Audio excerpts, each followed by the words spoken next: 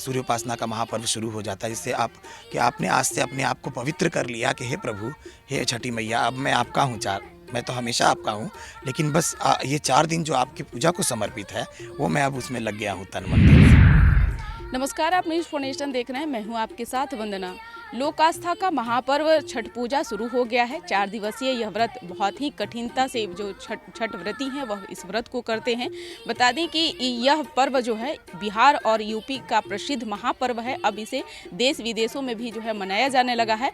हमारे यहाँ एक मान्यता है कि भगवान भास्कर को लोग उगते हुए अर्घ तो देते ही हैं, लेकिन जो छठ पूजा करते हैं, जो व्रती हैं, वह डूबते हुए सूर्य को जो है अर्घ देते हैं। कार्तिक महीना में यह पर्व जो है मनाया जाता है। बहुत ही पवित्रता के साथ इस व्रत को मनाया, जो व्रती हैं वह इस बहुत ही पवित्रता का ख्याल रखते हैं इस व्रत में। इसी क्रम में हम एक ऐसे घर में पहुंच गए हैं जहां बहुत ही कम उम्र से विवेक जी ने इस व्रत को जो है अनुष्ठान किया है और इस व्रत को मनाते आ रहे हैं। इस साल भी इस व्रत को यह कर रहे हैं। आइए जानते हैं विवेक जी से कि इस व्रत का क्या महत्व है, लोग क्यों करते हैं और इस व्रत में जो पवित्रता है उसका ख्याल किस तरह से लोग रखते हैं। जो महापर्व है इसका क्या विधि विधान है और क्यों लोग करते हैं इसे। सबसे पहले तो न्यूज़ फॉर नेशन के सभी दर्शकों को छठ महापर्व की शुभकामनाएं।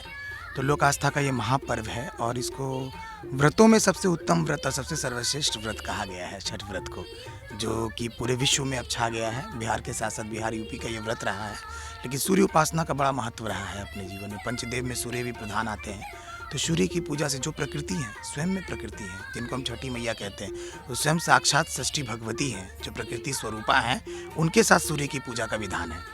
तो दोनों की पूजा साथ साथ होती है, इसलिए छठ पूजा को सूर्य भगवान की पूजा भी कही जाती है और छठी मैया की पूजा भी कही जाती है। तो चूँकि इस बार 2023 का पर्व का समय आ चुका, तो हम लोग एक दिन पहले से ही उसकी तैयारी में लग जाते हैं। जैसे कल 17 तारीख है, तो कल नहाए खाए करके व्रती अपने मतलब व्रत का प्रारंभ करेंगे। कल नहाए खाए के साथ व्रती अपने व्रत का प्रारंभ करेंगे। परसों 18 तारीख को खरना किया जाएगा संध्या बेला में चंद्रोदय के साथ, और 19 तारीख को संध्या बेला का अर्घ, जो रविवार है, जो सूर्य भास्कर को पसंद है, वो दिन प्रथम अर्घ का दिन है। ढलते सूर्य को अर्घ पड़ेगा।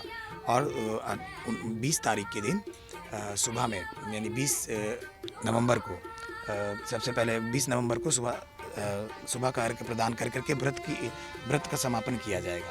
तो इस तरीके से 4 दिवसीय महापर्व कल से शुरू हो जाएगा। लेकिन हम लोग भैया दूज के दूसरे दिन, आज के दिन से ही, मतलब गेहूं वगैरह सुखा करके उनके व्रत की तैयारी शुरू कर देते हैं। कहते हैं कि जो लोग लोहा का कसौटी बांधते हैं वही लोग इस व्रत को जो है करते हैं।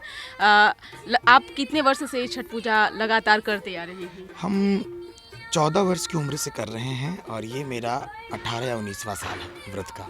तो उनकी कृपा है। पहले हम अपनी माँ के साथ किया करते थे, तो माँ से अब नहीं हो पाता है, तो मैं इस व्रत को लगातार आगे कंटिन्यू मैं कर रहा हूँ इसको। तो कौन लोग इस व्रत को कर सकते हैं। सभी लोग इस व्रत को कर सकते हैं। व्रत में कोई उम्र की सीमा नहीं है, कोई बंधन नहीं है, और कोई ये ज़रूरी नहीं कि आप शादीशुदा हो। हम तो बिना शादीशुदा थे तभी से कर रहे हैं, तो वो नहीं, वो ऐसी कोई धारणा ही नहीं है। भगवान का व्रत किसी बंधन के मोहताज नहीं है, वो सभी बंधनों से परे है। वो भी छठी मैया की पूजा तो महान पूजा है। करने से एक आत्मशक्ति मिलती है, आत्मबल मिलता है, आरोग्यता की प्राप्ति होती है, सभी का घर सुख संपत्ति से भरता है और मन की शांति बनी रहती है। इसी छठी मैया से प्रार्थना है कि अपने व्रत को, उनके जो व्रती हैं, उनको शक्ति दे उसको करने के लिए। निश्चित तौर पे आप जो ये गेहूं सुखा रहे हैं, चावल सुखा रहे हैं, इससे क्या क्या। देखिए, बड़ी धारणा है। धारणा ये है कि बहुत पवित्रता का ख्याल रखा जाता है इस व्रत में। तो जो भी गेहूं सूख रहा है, वो कोई गिलहरी हो या किसी तरह का पशु पक्षी हो, वो उसको जुठाए नहीं, इसके लिए बैठ करके उसको सुखाने का विधान है गेहूं को। तो आप बैठ करके, वो जूठन ना हो, किसी तरह का कोई कीड़ा भी उस पर ना चढ़े, इस तरह का देखते हुए बहुत पवित्रता के साथ उनका गेहूं सुखाना है और उसको रख करके उसको पिसवा करके उसका ठेकुआ बनेगा। निश्चित तौर पे। और एक यह भी है कि जो नहाए खाए से जो व्रत है वह शुरू हो जाता है और बड़े ही बारीकी से लोग जो है इस त्यौहार में जो है चीज़ों का ख्याल रखते हैं।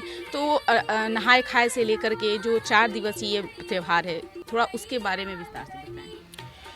नहाए खाए का मतलब है कि उस दिन आप अपने मन तन सबको पवित्र कर रहे हैं, उनके व्रत के लिए आप तैयार हैं आप, यानी। और कद्दू चावल, जो पवित्र कद्दू दाल है और पवित्र चावल है, उसका ग्रहण करके व्रती अपने व्रत का प्रारंभ करते हैं। जिससे व्रत सूर्योपासना का महापर्व शुरू हो जाता है, जिससे आप कि आपने आज से अपने आप को पवित्र कर लिया कि हे प्रभु, हे छठी मैया, अब मैं आपका हूँ। मैं तो हमेशा आपका हूँ, लेकिन बस ये 4 दिन जो आपकी पूजा को समर्पित है, वो मैं अब उसमें लग गया हूँ तन मन धन से। निश्चित तौर पे क्या कामना करते हैं? कामना यही है कि सारे विश्व का कल्याण हो, छठी मैया सबको सद्बुद्धि प्रदान करे, लक्ष्मी प्रदान करे, विद्या प्रदान करे, बल दे, आत्मशक्ति दे और सारे विश्व को आरोग्यता का वरदान दे। सबसे बड़ा चीज़ तो वही है कि सारा विश्व अगर आरोग्यता से आरोग्य है तो पूरा विश्व का कल्याण सुनिश्चित है। धन का तो आना जाना है, लेकिन आरोग्यता बहुत ज़रूरी है। डूबते सूर्य का अर्घ देना क्या इसका मतलब? ये महत्व दिखाता है कि आप अपने बड़ों का आदर कर रहे हैं। डूबते सूर्य का आदर का ये बहुत बड़ी बात है कि बिहार में ये चीज़ मतलब ये दिखाया गया है ना कि आप केवल लोग तो मानते हैं कि जो आगे बढ़ रहे हैं उगते, आप हर चीज़ की तुलना कीजिए, जो उग रहे हैं लोग उन्हीं को प्रणाम करते हैं। नहीं, पहले दिखाया जाता है कि जो अस्त है वो भी पूजनीय है, तभी तो उदय है, तब वो भी पूजनीय है। तो आप यहाँ डूबते सूर्य को भी अर्घ दे करके बोला गया है कि जो बड़े हैं उनका भी सदा आदर कीजिए और जो नवयुवक है उनका भी आदर कीजिए। दोनों रूप में सूर्य अपना दर्शन देते हैं। निश्चित तौर पर बहुत बहुत शुक्रिया।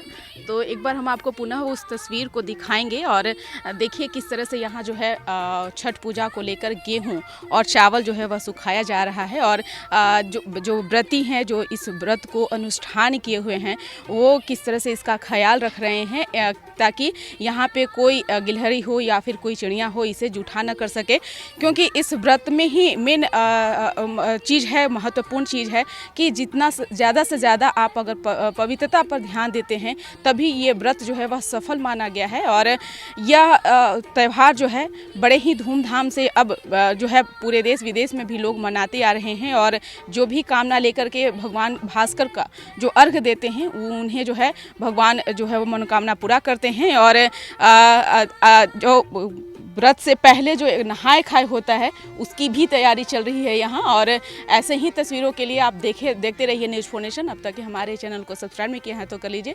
सहयोगी आकाश के साथ न्यूज़ 4 नेशन पटना।